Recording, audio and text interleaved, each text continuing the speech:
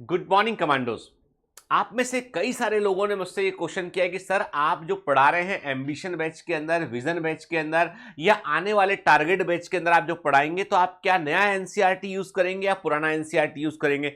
आप जो भी एनसीईआरटी यूज करेंगे तो क्या डिलीटेड पोर्शन जो एनसीईआरटी नई वाली में नहीं है वो आप नहीं पढ़ाओगे, क्या करोगे उनका आप। ऐसे बहुत सारे क्वेश्चन है और कई सारे so called expert, YouTuber expert ने अनाउंस कर दिया है ये हट गया है, ये नहीं आएगा नहीं आएगा नहीं आएगा। सच्चाई क्या है तो चलिए मैं आपको रियलिटी बतलाता हूं। मेरे पास बिल्कुल नई किताबें हैं एनसीईआरटी के, एकदम न्यू एनसीईआरटी के। ये नई एनसीईआरटी बुक्स हैं ये, ठीक है। इनके अंदर वो जो डिलीटेड पोर्शन जो आप कह रहे हो ना, वो जो पोर्शन हिस्सा डिलीटेड है, कुछ पोर्शन डिलीटेड है, कुछ चैप्टर डिलीटेड है, वो सब कुछ इसके अंदर वैसा का वैसा जो है वो दिखाता हूं मैं इंडेस्ट क्या जो उन्होंने हटाया नहीं, जैसे देखो आपके जो हटाया वो हिस्सा दिखाई पड़ रहा है, ठीक है। अब देखो क्या खास बात है। दरअसल एक ब्रेन गेम खेला गया यहां पर जो है, जो सीबीएसई बोर्ड है उसने आपके साथ एक ब्रेन गेम खेल दिया है और मैं दावा करता हूं आपसे एनटीए सिलेबस नहीं बदलेगा, एनटीए का सिलेबस वही रहेगा जो पिछला था। क्यों एनटीए सिलेबस क्यों चेंज नहीं करेगा? यदि इस जो है वो यहां पर से चैप्टर हटा दिए उन्होंने, क्यों चेंज उसे नहीं करना चाहिए? ऐसी क्या चीज है इसमें? देखो मेरे विचार से एनटीए थोड़ी सी भी विचारशील बॉडी होगी तो वो पोर्शंस को नहीं हटाएगी वो, ठीक है। क्यों ऐसा? क्योंकि इस किताब ने एक बहुत ही भयंकर बात लिख दी शुरू में ही उसने, और उस पर किसी का ध्यान नहीं किया, लोगों ने बहुत कम ध्यान दिया इस बात पर। और वो चीज क्या है? वो है ये कि इस बुक को यदि मैं खोलता हूं, खोलने के बाद मुझे जो है rationalisation of content in the textbook लिखा हुआ मिलता है मुझे लिखा मिलता है यहाँ पे rationalisation of content in the textbook के। वो लिख रहा है कि टेक्स्ट बुक में मैंने कंटेंट को रेस्टलाइज किया है इन view of covid pandemic. It is imperative to reduce content load on students. The National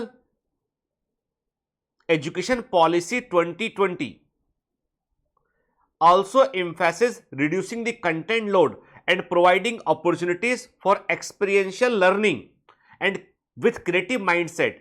In this background, the NCERT has undertaken the exercise to rationalize the textbook across all classes. वो कह रहे हैं आपसे कि हमने कोविड-19 pandemic के चलते फिर हमने क्या किया कि हमने जो है वो 2020 की एजुकेशन पॉलिसी के चलते कंटेंट को थोड़ा कम किया है, कंटेंट का लोड थोड़ा बच्चों पे कम किया ताकि बच्चे अनुभव से सीख सकें, वो एक्सपेरिमेंटली सीख सकें, वो बच्चे जो है वो कंटेंट के साथ में इन्वॉल्व हो सकें, ठीक है। फिर क्या लिखते हैं? Learning outcome already developed by NCERT across classes has been taken into consideration in this exercise। मतलब हर क्लास में आप जो कुछ सीख रहे थे ना उसको भी उन्होंने कंसीडर करते हुए आगे बढ़ रहे हैं। इस बुक में उन्होंने उस चीज को शामिल किया है कि आप पिछली क्लासेस में क्या सीख चुके हैं वो हम मानकर चलेंगे कि आपको आता होगा, वो आपने सीखा होगा, ठीक है। क्या लिखते हैं आप देखो, content of the textbook have been rationalised in view of the following, यानी किस प्रकार हमने कंटेंट को रेस्टलाइज किया है इसके बारे में वो लिखते हैं। पहला पॉइंट लिखते हैं वो overlapping with similar content included in the other subject area in the same class। एक ही क्लास में दूसरे सब्जेक्ट एरिया के साथ में कहीं पर कुछ ओवरलैपिंग हो रहा है, ठीक है, कहीं पर कुछ ओवरलैपिंग हो रहा है तो हमने वो हिस्सा जो है वो एक जगह पर रखा हमने और अगली जगह पर हमने उसको जो है वो डिलीट कर दिया उसको हमने, ठीक है। एक जगह पर रखा और अगली जगह पर हमने उसको डिलीट कर दिया, ठीक है ना। ऐसा बायोमोलिक्यूल्स के केस में होता है, भी बायोलॉजी में रखा तो केमिस्ट्री से हटा दिया उन्होंने, ठीक है। They can do like this कि उन्होंने कुछ कहा कि भाई ये इस क्लास में भी है, यहां पर भी है, तो इसको यहां से हटा के अलग कर देते हैं हम, ठीक है। फिर similar content included in the lower और higher class in the same subject के। एक ही विषय मान लो बायोलॉजी है तो लोअर और हायर क्लास में सिमिलर टाइप का कंटेंट दे रखा था उन्होंने, 11th और 12th में सिमिलर टाइप कंटेंट दे रखा था तो एक को उन्होंने हटा दिया, ठीक है। डिफिकल्टी लेवल के अकॉर्डिंग उन्होंने रैशनलाइज किया वो कि कोई चीजें बहुत डिफिकल्ट हैं उनको हटा दिया गया। जैसे उन्होंने एनाटॉमी ऑफ फ्लावरिंग प्लांट में से उन्होंने सेकेंडरी ग्रोथ को हटा दिया उन्होंने कि सेकेंडरी ग्रोथ मत पढ़ो यार, चलेगा काम, ठीक है। कुछ हिस्से उन्होंने, जैसे उन्होंने क्या किया, इन्होंने जैसे आप डिफिकल्टी लेवल के पॉइंट ऑफ व्यू से यदि मैं बात कहूं तो जैसे हम जाते हैं इसमें आपका हम चैप्टर पे आते हैं कहां पे, न्यूरल कंट्रोल एंड कोऑर्डिनेशन पे आते हैं, ठीक है। न्यूरल कंट्रोल एंड कोऑर्डिनेशन में उन्होंने आई को हटा दिया, उन्होंने ईयर को हटा दिया उन्होंने कि भाई आई और ईयर मत पढ़ो, सिर्फ और सिर्फ आप क्या पढ़ो, आप पढ़ो न्यूरॉन्स के बारे में पढ़ो आप, ठीक है, ब्रेन के बारे में जानो आप, बस खत्म हो गई बात के। आई और ईयर जो है वो आपके बस की बात नहीं है, आप 10+2 लेवल पे नहीं सीख सकते तो हटा दिया, ठीक है। हालांकि मैं ऐसा मानूंगा कि ब्लेंडर मिस्टेक है कि ब्लेंडर मिस्टेक है, क्योंकि मेडिकल कॉलेज में जाकर एकदम से जो है वो लगेगा क्या हो गया, बहुत सारे बच्चे बहुत परेशान रहेंगे, तो थोड़ा पता होना जरूरी था। हालांकि कई बच्चों का ये पॉइंट ऑफ व्यू बिल्कुल सही कि नीट के लिए क्यों पढ़े से इतना। देखो बेटा, सिलेबस कम होने पर पेपर का डिफिकल्टी लेवल और बढ़ जाता है। ये गलत धारणा है आपकी कि सिलेबस कम होगा तो पेपर आसान होगा, ऐसा नहीं है। रट रट कर जो है वो पेपर नहीं निकलते हैं कि पेपर, ये मानकर चलो आपके सबसे कठिन पेपर वो होता है जो सबसे कम सिलेबस से बना होता है। ठीक है, ये हमारा अपना निजी अनुभव है बहुत दिन का। फिर content which is easily accessible, देखो क्या लिखते हैं, content which is easily accessible to student without much intervention from teachers. मतलब टीचर्स का कोई जरूरत ही नहीं है, आप खुद ही इंटरनेट से कंटेंट देख सकते हो। Can be learn by children through self learning and peer learning. जैसे इन्वायरमेंटल इश्यूज बुक से हटा दिया, 12th एनसीईआरटी से हटा दिया उसको, लेकिन पॉल्यूशन एक बड़ा मुद्दा है, ग्रीन हाउस इफेक्ट एक बड़ा मुद्दा है, क्लास में एक्सरसाइज का हिस्सा रहेगा। Peer to peer learning, class में जो एक्सरसाइज कराएंगे उसका वो हिस्सा रहेगा वो, और इसीलिए वो नीट में आ सकता है वो हिस्सा।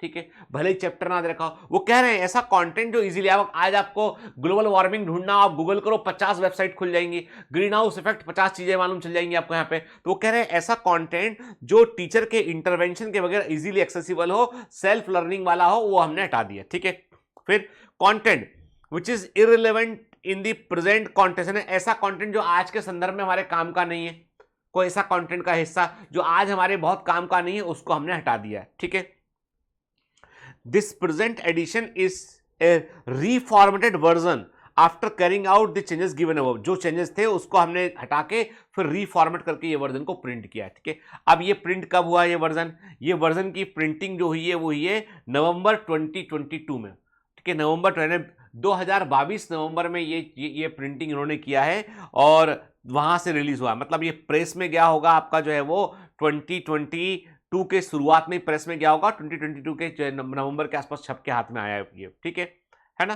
तो ये बेसिकली तो इस बुक में क्या है बेटा, एक चीज बता दूं मैं कि कई बच्चों को लग रहा है कि सर जैसे डाइजेस्टिव सिस्टम है क्या नहीं पढ़ाओगे या नहीं पढ़ाओगे। हम पढ़ाएंगे। क्यों पढ़ाएंगे? क्योंकि वो लोअर क्लासेस के अंदर दे रखा है।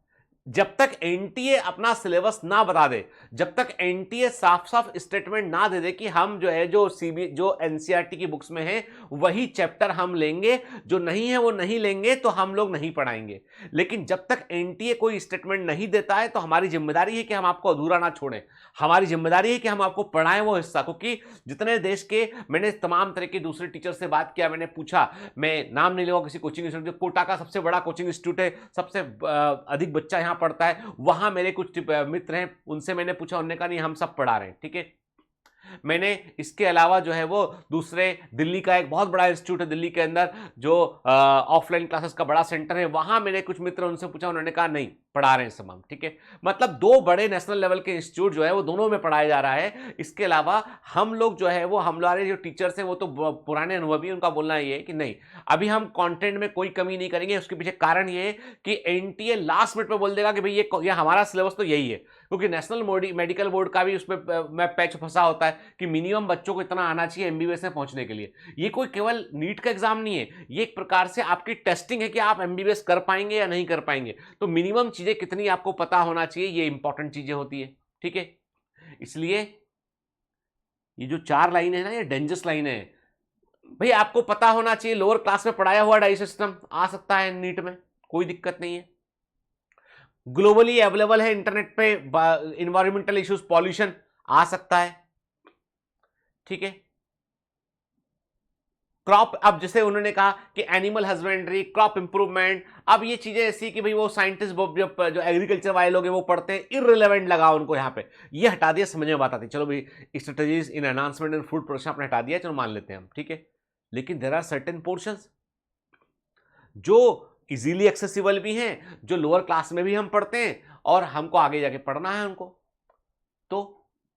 तो ऐसा रिस्क नहीं ले सकते बेटा। ठीक है, इसलिए आप में से जितने लोगों को ऐसा लगता है ना कि सर जो है वो कहीं ऐसा तो नहीं कि सर लोग जो है वो जबरदस्ती पढ़ा रहे, नहीं, हमारे लिए तो बहुत अच्छा है कि हमको यदि बायोलॉजी में देखूं, इसके अनुसार देखूं मैं तो 11th क्लास बायोलॉजी में जो है यहाँ पर पिछली बार 22 चैप्टर थे, इस बार 19 चैप्टर है। ठीक है, इस बार हम देखें यहाँ पे तो हमारे पास जो है वो केवल 19 चैप्टर यहाँ पर रह गए। ठीक है, तो मतलब 3 चैप्टर कम पढ़ाने पड़ेंगे, 3 चैप्टर कम पढ़ाने पड़ेंगे, मतलब तकरीबन 30 लेक्चर कम हो जाएंगे हमारे।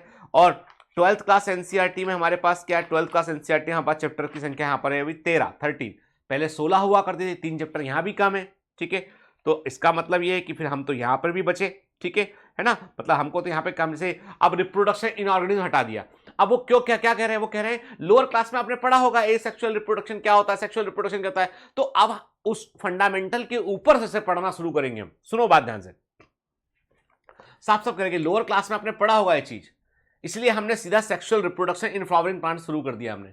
लेकिन अब आपने, मान लो हम लोग तो 0 से पढ़ाते हैं बच्चों को, तो हमको तो वो चैप्टर पढ़ाना ही पड़ेगा कि एसेक्सुअल क्या होता है, सेक्सुअल क्या होता है, गेमिट क्या होता है, स्पोर क्या होता है, पार्थेनोजेनेसिस क्या होता है, अदरवाइज हम कैसे मान लेंगे कि ये आपको समझ में आएगा ये, क्योंकि ये डायरेक्ट समझ में नहीं आने वाला है भाई। कोई आदमी को यदि जो है वो आपको कोई बोल दे आपसे कि आपको बेटा एग्जाम में जो है वो पहाड़ा आएगा, आपके एग्जाम का सिलेबस ये कि 13 का टेबल आएगा, 15 का टेबल आएगा और 17 का टेबल आएगा, 13, 15, 17 का टेबल आपसे पूछेंगे, लेकिन आपके सिलेबस में जो है वो 1 से लेके 12 तक का टेबल नहीं है, 14 टेबल नहीं है, 15 टेबल नहीं है, 16 टेबल नहीं है। आप बोलोगे पागल हो सर क्या, हम इधर 2 का टेबल नहीं जानेंगे, 3 का टेबल नहीं जानेंगे, गिनती नहीं जानेंगे हम, तो हम कैसे 13 का टेबल पर सीधा याद कर लेंगे। भाई 13 का टेबल समझने के लिए तुमको 1, 2, 3 आपको काउंटिंग आना चाहिए, नॉर्मल टेबल के फॉर्मेट आपको आना चाहिए कि भाई 2 2 2 या 4 2 3 या 6 के, वो आपको आना चाहिए, तब तो आप आगे सीख पाओगे ना। सीधा 13 रट के क्या होगा, आपको आगे पीछे कुछ पता नहीं, 13 रट के क्या होगा, वैसे ही ये इन्होंने किया है इसको। तो ऐसा मत सोचो कि सिलेबस कम हुआ है, सिलेबस उतना ही है बेटा, अभी सिर्फ इतना सा है कि जिन पोर्शन को इन्होंने हटाया हुआ ना, वहां पे एमसीक्यू थोड़े से कम हो सकते हैं, पोर्शन कम हो सकता है। लेकिन अभी please wait for NTA official declaration, NTA के ऑफिशियल डिक्लेरेशन का इंतजार कीजिए, उसके बाद हम कुछ चीज सोच पाएंगे। और यदि एनटीए साफ साफ लिखता है कि ये पोर्शन नहीं है सिलेबस में, तो हम लोग कभी नहीं पढ़ाएंगे, काहे फालतू मेहनत करेंगे भाई। लेकिन आज यदि मेहनत कर रहे ना तो हमारा साथ दो, ठीक है, इंपॉर्टेंट है बेटा। चलिए ठीक है ना, तो मैं आपके दिमाग में कई सारे, देखो बेटा क्या होता है कि तुम सोचते हो स्टूडेंट के पॉइंट ऑफ व्यू से, हम सोचते हैं टीचर के पॉइंट ऑफ व्यू से। हमारा पर्पस ये कि तुम पास होना चाहिए, तुम्हारा पर्पस ये कि कम मेहनत में पास होना चाहिए। हाँ, पर्पस दोनों के सेम है। तुम चाहते हो कि अच्छे नंबर से तुम एग्जाम निकाल लो, हम चाहते हैं कि अच्छे नंबर से एग्जाम निकाल ले। तुम चाहते हो कि अच्छे नंबर से एग्जाम निकाले पर कम मेहनत में निकाले, हम चाहते हैं कि भैया मेहनत खूब करा दो बच्चों को, ताकि बच्चे हमेशा पास होने की गारंटी हो जाए, एश्योरिटी हो जाए। आई बात समझ में? इंटेंशन किसी के बुरे नहीं है, कौन आदमी फालतू मेहनत करना चाहेगा? किसी आदमी को यदि इतने पैसे में इतना ही काम करना है तो वो इतना ही काम करेगा, वो इतना काम क्यों करेगा? वो पागल है क्या? नहीं ना। तो पॉइंट ये है कि हम यदि एफर्ट एक्स्ट्रा कर रहे हैं तो हम मूर्ख नहीं है, हम समझते हैं इनकी टैक्टिक्स, इसलिए हम आपको कर रहे हैं कि बेटा जो पढ़ा रहे, जैसा पढ़ा रहे उस पर यकीन रखिए आप, है ना? ठीक है, चलो ना, अच्छे बच्चे हो तो अच्छे बच्चों के समान बातों को माना करो बेटा ना। All the best.